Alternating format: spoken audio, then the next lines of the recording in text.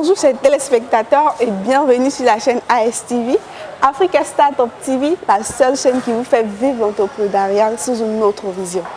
Si la liberté financière est la serrure, l'entrepreneuriat est la clé. Nombreux sont les jeunes aujourd'hui qui aspirent à une liberté financière et voient l'entrepreneuriat comme un moyen, que dis-je, le seul moyen pour y parvenir.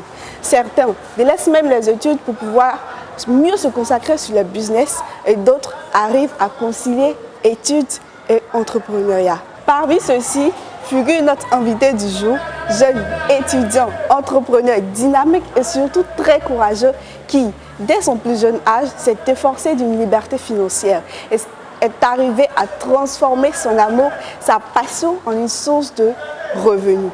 Qui est-ce? Quelle est cette passion? Comment est-il parvenu à transformer cette passion en une source de revenus? Chers téléspectateurs, restez avec nous et nous allons le découvrir maintenant.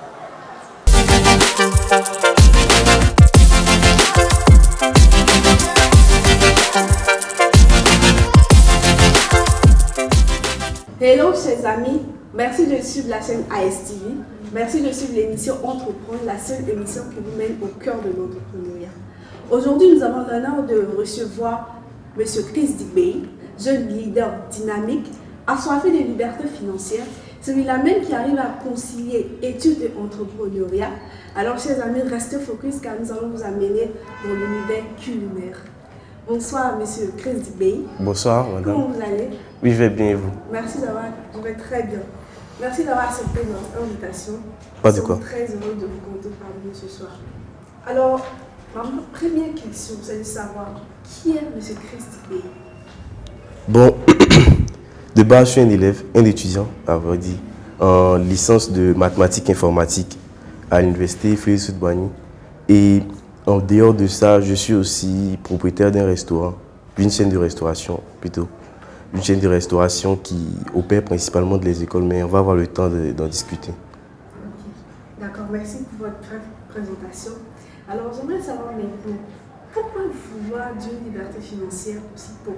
Parce que je sais qu'à partir de votre école secondaire, vous avez toujours voulu être libre financièrement, notamment vous allez commencer à entreprendre dans quelques secteurs, notamment dans la vente de chaussures. Pourquoi vouloir d'une liberté financière aussi tôt? Une liberté financière parce que de base, je vis chez mes grands-parents. Et c'est une histoire en fait, il y a ma maman qui n'avait pas d'emploi. Elle ne travaillait pas. Donc jusqu'à ce que je sois en seconde, tout ça, toutes les dépenses, c'était les grands-parents qui effectuaient.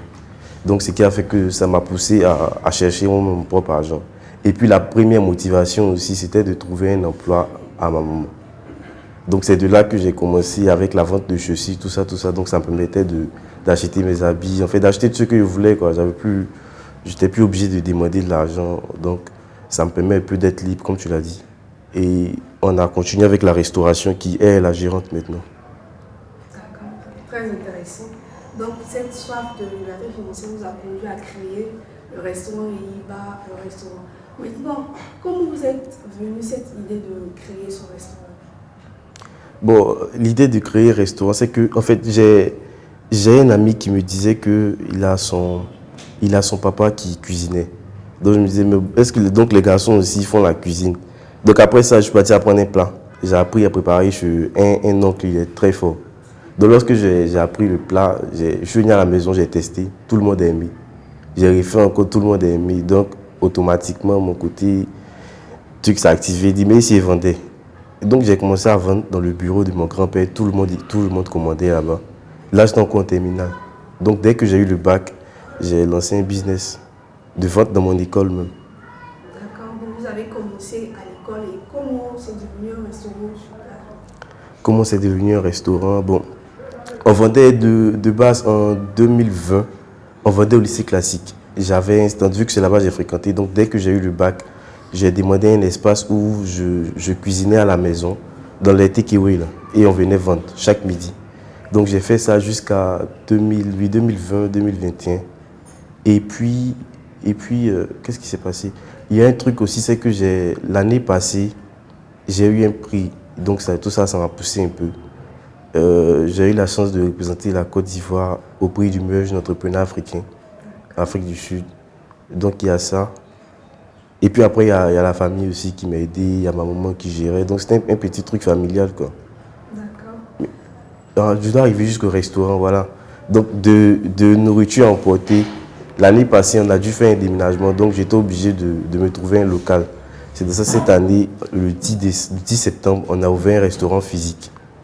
D'accord, le 10 septembre, vous avez ouvert un restaurant. Donc, par là, je comprends que vous avez le soutien de vos parents. Donc, ça, ce n'était pas un souci. Mais quelles difficultés avez-vous en créant ce restaurant? Il y a beaucoup de difficultés, beaucoup. Et c'est pareil qu'on ne sait pas quoi. Il y a des difficultés financières. Parce que c'est compliqué. En restauration, le chiffre d'affaires, l'argent, c'est beaucoup en fait. Le marché, par semaine, tu peux faire un marché de 400 000, 500 000 par semaine. Ça, c'est que même tu n'as rien fait. Parce que le carton de poulet est 25 000. Tu as pris 4 cartons, ça te fait 100 000. Ça peut même pas t'arriver jusqu'à mercredi. Donc le chiffre d'affaires est conséquent. Ce qui fait que la première difficulté l'année passée, même, c'est qu'on n'avait pas beaucoup d'argent. Donc la même recette de la journée, on va vendre l'argent qu'on gagne, on va faire le marché. Donc chaque soir, on faisait ça. Il y a d'abord ça, et puis aussi la main-d'œuvre. Parce qu'en fait, c'est très compliqué, ça prend énormément de temps, et puis c'est fatigant. Donc c'est pas tout le monde qui aime ça. Donc beaucoup de personnes n'aiment pas même. Pour trouver des personnes pour travailler, c'est compliqué. Donc, comment vous avez fait? Qui étaient ces personnes qui étaient avec vous? Ma maman, de base, c'est elle-même qui était la gérante. Donc, disons, après moi, c'est la gérante. Après, on a embauché certaines femmes. Ça, c'était l'année passée. On a embauché certaines femmes qu'on payait.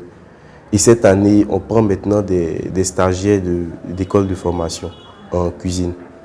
Vous embauchez? Oui, on embauche des cuisinières même professionnelles. D'accord. Donc, maintenant, vous avez commencé pendant que vous étiez à l'école secondaire. Ouais. Est-ce que ça a eu des impacts sur vos rendements scolaires? Non. Non, absolument pas. Parce que de base, j'ai choisi une filière que j'aime, l'informatique. Donc, c'est un truc qu'on peut faire, qu'on peut apprendre même étant chez soi. Donc, j'ai essayé de faire un mixage des deux. Et comment vous arrivez à concilier? Oui, parce que lorsque je vais faire l'informatique à l'école, je viens apprendre ça sur la restauration. Par exemple, j'apprends à faire un site internet. Je viens essayer de faire mon site internet en restauration. Donc, les mêmes choses qu'on apprend peuvent directement s'appliquer en restauration. D'accord, intéressant. Maintenant, donc, si je comprends votre life, votre motivation, c'est votre maman. Ma famille. Ta famille. Et depuis l'école secondaire, vous avez évolué toujours dans la financière. Est-ce que maintenant, on peut dire que vous avez atteint votre objectif? Non, je n'ai pas encore atteint mon objectif. Mon objectif final, c'est que... mon objectif final, il y a des objectifs. Il y a l'objectif de vie. Mon objectif de vie, ça, ce n'est pas l'objectif même de l'entreprise. Mon objectif de vie, c'est d'avoir une grande maison dans mon village. Une très grande maison. Avec toute ma famille. De base, c'est pour ça même que je travaille. C'est que pour ma famille, le reste, ce n'est pas important. Donc cet objectif, il n'est pas encore atteint. Et puis après ça, il y a l'objectif maintenant de l'entreprise. C'est une chaîne de restauration. Donc logiquement, c'est tendre dans toutes les écoles. Et puis posséder beaucoup de stands de nourriture. D'accord, vous avez parlé de l'école. Donc votre cible principale, ce sont les élèves? Oui, c'est les élèves et étudiants. Parce que dans les universités, c'est plus facile de vendre, par exemple, sans plat. Au lycée classique, par exemple, il y a environ 5000 personnes, élèves et étudiants. Environ, je pense, peut-être 4000 ou plus. Mais donc là-bas, c'est facile de vendre 100 plats. 100 plats de 1000 francs, ça fait 100 000. 100 000 francs par jour de chiffre d'affaires. 5 jours, ça fait 500 000. Un mois, ça fait 2 millions. Donc c'est facile, c'est un calcul rapide. C'est pour dire que c'est facile d'avoir beaucoup d'argent. Par contre, un restaurant classique, qui est un restaurant comme on voit, je ne sais pas comment il travaille, mais pour trouver peut-être 100 clients ou même 200 clients par jour, c'est complexe. D'accord, votre restaurant s'appelle Yehiba Restaurant. Pourquoi c'est vrai? Qu'est-ce que ça signifie? Yehiba, c'est dans ma langue, ça signifie succès en Yakuba. Donc, vous voulez réussir. Ouais. Donc, on a assez parlé et discuté. Maintenant, on va faire un jeu. Le jeu, si vous perdez, vous allez, je vais vous imposer une recette. Vous allez me donner les ingrédients. Et si vous gagnez, vous allez choisir une recette. Et vous continuez, vous allez me montrer comment on fait cette recette-là. Ça va? D'accord. Donc, le jeu, je dis, mais tes ciels. Je vous dis, tes ciels, mais. Et on va rapidement. Vous ne devez pas rester le temps. Ça va? On veut y aller? Ouais. Mets tes ciels. Terre, ciel, mer. Mets tes ciels. Terre, ciel, mer. Mets tes ciels. Terre, ciel, mer. Mets tes Terre, ciels. ciel, mer. Mets tes Terre, ciel, ciels. mer. Mets tes Terre, ciels. ciel, mer. Terre, ciel, mer. D'accord. Vous allez gagner. D'accord, comme je le disais tantôt, si vous gagnez, vous allez me donner une recette. Que vous êtes le fondateur d'un restaurant, donc évidemment, vous savez cuisiner. Bon, une recette, c'est que il y a un truc qui n'est pas mentionné. Notre spécialité aussi au restaurant, c'est la viande de porc. Ouais. D'accord. Bon, c'est notre spécialité. Donc là-bas, c'est porc qu'on fait, même genre la spécialité. Et puis, c'est pas ça qui a appris à cuisiner. Ouais, non, tout même. S'en fout, s'en grillé, s'en tout. Et puis, c'est pas ça qui a appris à cuisiner. C'était ma première recette. Donc, qu'est-ce que je dois donner? Vous montrez comment on va cuisiner. Pour moi qui ne sais pas comment cuisiner. Ah, pour toi. Comment ça fait? Bon, d'abord, tu achètes la viande, ça c'est évident. Et puis tu précuis. Maintenant, pour précuire, il y a les ingrédients. Il y a moutarde, ail, tu découpes un peu, sel, magie poulet. Ouais, magie poulet, sel, poivre. Ça, c'est pour précuire. Maintenant, ça dépend de toi-même pour ton goût. Genre, la quantité que tu veux, quoi, ça dépend de... Maintenant, quand tu finis de précuire, il y a la marinade. Et la marinade, c'est persil, feuilles d'oignon. Mais il ne faut pas tout citer. C'est mon ingrédient, c'est écrit persil, feuilles d'oignon, poivre. Voilà. Et donc, tu mélanges tout, tu fais la marinade. Donc, lorsque tu fais la marinade, en ce moment, tu as fini de précuire. Donc, la viande précuite, tu mélanges dans la marinade. Et puis, tu mets dans le four. Il n'y a pas besoin. Oui, la marinade, tu mets juste avec un peu d'huile. Donc, tu mets dans le four. Et puis tu mets dans le four. Oui. Et après, ça va nous donner le résultat. Oui, tu suis la nourriture jusqu'à ce que ça cuise. D'accord, merci. Je pense que nos chers téléspectateurs qui nous regardent et qui ne savent pas comment cuisiner du porc au four le sauront aujourd'hui grâce à notre chef cuisinier, M. Chris Dipé. Alors, on va revenir, on a fini avec le jeu. On voudrait savoir les difficultés que vous avez eues. Est-ce qu'à un moment donné, vous vous êtes dit, bon, nous j'en ai marre, je vais arrêter, c'est trop, ça va être trop, je n'en peux plus. Oui, c'est pas à un moment donné, même souvent il me dit ça. Mais après, quand j'ai eu le bac au lycée classique, les orientations c'était en décembre. Donc pendant les vacances, j'avais le temps de partir vendre. Donc je partais vendre dans mon école même. Pourtant, ceux qui étaient dans les privés, dès qu'ils ont eu le bac, ils ont commencé à s'inscrire en même temps. Donc automatiquement, moi, je partais vendre ma nourriture. Pendant que d'autres, mes amis de classe, la plupart viennent saluer à l'école avec leur tenue. Donc ils viennent me saluer. Moi, je sortais vendre porc. C'était un peu bizarre. C'était bizarre même. Donc quand ils viennent saluer, tous les professeurs voient, ah toi tu fais quoi? Ah tu vas maintenant ici, oui monsieur, ils vont à Tchiki Poulet. Donc je faisais ça beaucoup. Ils viennent mes amis venaient me saluer, mais c'était vraiment bizarre. Donc arrivé un moment, ils ne voulaient même plus partir. Non, il me disait que, il a dit non, il ne veut plus partir là-bas, que les orientations sont arrivées, donc il n'y a aucune raison de venir. On pouvait dire que c'était mon temps libre, je prenais pour vendre, mais... Et donc c'est ça. D'accord, mais ces amis qui venaient vous saluer, c'est quelle était la réaction? Leur réaction, ils étaient très, très gentils. Il y a un truc aussi que je vais mentionner. Les amis, c'est important. Il y a la famille et puis il y a les amis. Les amis, par exemple, sans moi, au lycée classique, le premier jour des ventes, je n'étais pas là. J'étais absent, je ne suis pas dit faire une livraison. Mais par contre, mes amis qui étaient là-bas, il y avait certains qui avaient repris. C'est eux qui ont vendu pour moi. Donc quand je suis arrivé, même c'est eux ils ont attiré tous les clients, ils ont fait toute ma communication. Et puis jusqu'à maintenant, sans moi, sans peut-être mes amis et puis trucs, même tout serait fini. Parce qu'on a tissé... On peut dire, dans vos familles, c'est un de vos soutiens aussi. Oui, beaucoup. D'accord. Maintenant, un échec qui nous a beaucoup appris. Un échec. Bon, j'ai travaillé sur un festival où j'ai eu à apporter beaucoup de fois la nourriture lorsqu'il y avait des événements, à chaque événement. Et puis il y avait un événement, un grand événement où c'était l'événement final. Donc ils m'ont donné le marché de 600 plats par jour pendant 3 jours. Ouais. Donc ils avaient confiance en moi. Le DG même, il est venu. Voilà, il ne faisait plus. Comme c'était son bon petit, ah c'est mon petit qui est là. Non, ils ont mis l'argent de ma main, beaucoup d'argent. Donc tout le monde me regardait maintenant. Et puis malheureusement, le premier jour, c'était beaucoup de nourriture cheap là. En fait, nourriture des masses, c'est différent de nourriture des petits plats. 600 plats, c'est pas petit. La casserole était en forme. En bas, a commencé à brûler. En haut, n'était pas cuit. Donc ça avait une odeur, tout quand le riz est brûlé. Là. Donc ta boîte cheap était comme ça. À locaux, il était froid. Frites était truc.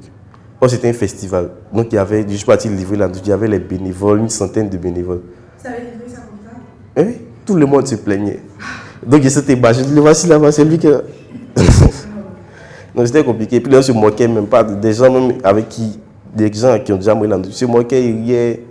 Parce que j'avais fait une vidéo où ils ont dit j'ai mangé chez Yéhiba. Donc, ils prenaient la vidéo pour rire. J'ai mangé chez Yéhiba, j'ai mangé chez Yéhiba, ils se moquaient.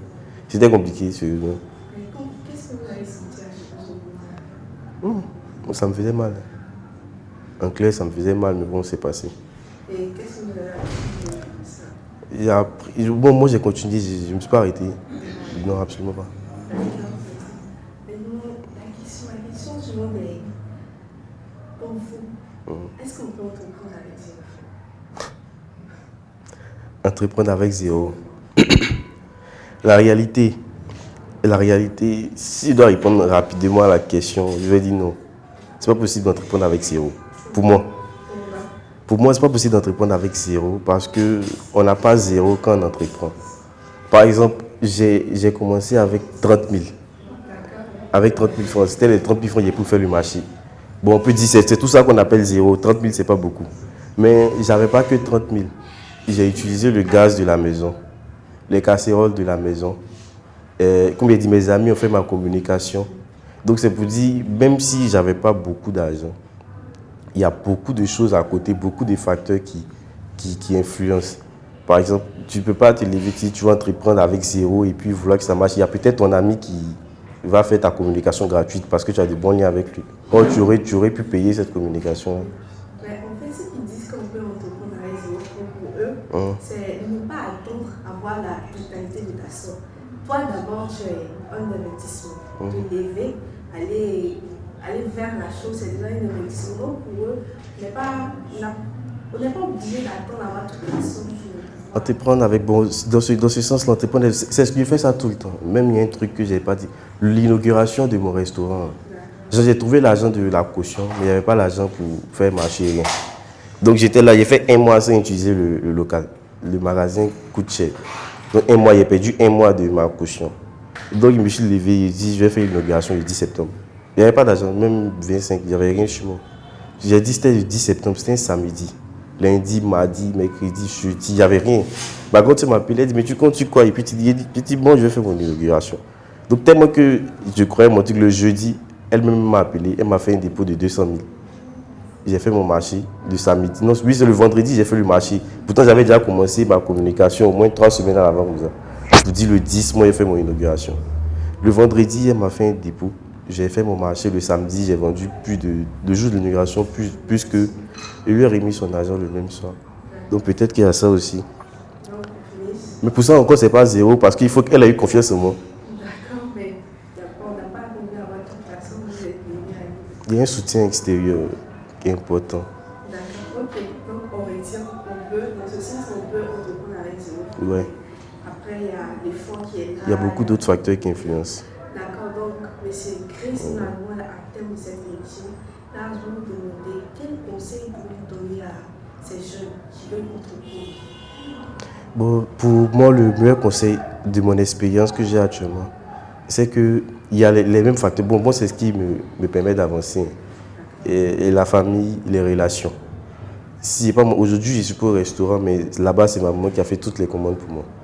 Donc, c'est parce qu'elle a eu confiance en moi. Donc, il y a des relations qu'il ne faut pas minimiser. La famille, si par exemple, tu veux faire un business que ta famille ne veut pas, il n'y a pas histoire de tu vas te forcer à partir faire. Non, tu expliques, eux-mêmes, ils vont voir qu'arrivé un moment, tu es tellement focus sur ton objectif qu'ils vont adhérer.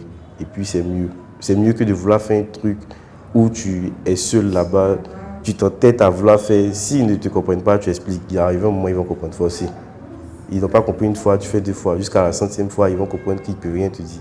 Au moins, ils ont compris. La deuxième chose, c'est les relations, les amis. Parce que, par exemple, je peux vendre un plat. Je peux vendre un plat à... Voilà, non, disons même WhatsApp, même, les ventes en ligne, tout ça. Je peux dire, moi, je vends la nourriture. Mais si je poste mes affiches, je n'ai même pas des personnes avec qui poster. Mes amis ne postent pas. Je peux avoir des amis qui ont des centaines de vues, des amis qui sont influents. Donc, tout ça, ces amis-là peuvent être vraiment importants. Et ton business, tes premiers clients, même, d'autres disent que ce n'est pas les amis. Mais moi, en tout cas, mes premiers clients, c'est mes amis. Dès que je lance une diffusion, mes amis commandent. Je ne sais pas comment d'autres font et puis ils disent les amis ne soutiennent pas, mais moi, mes amis me soutiennent.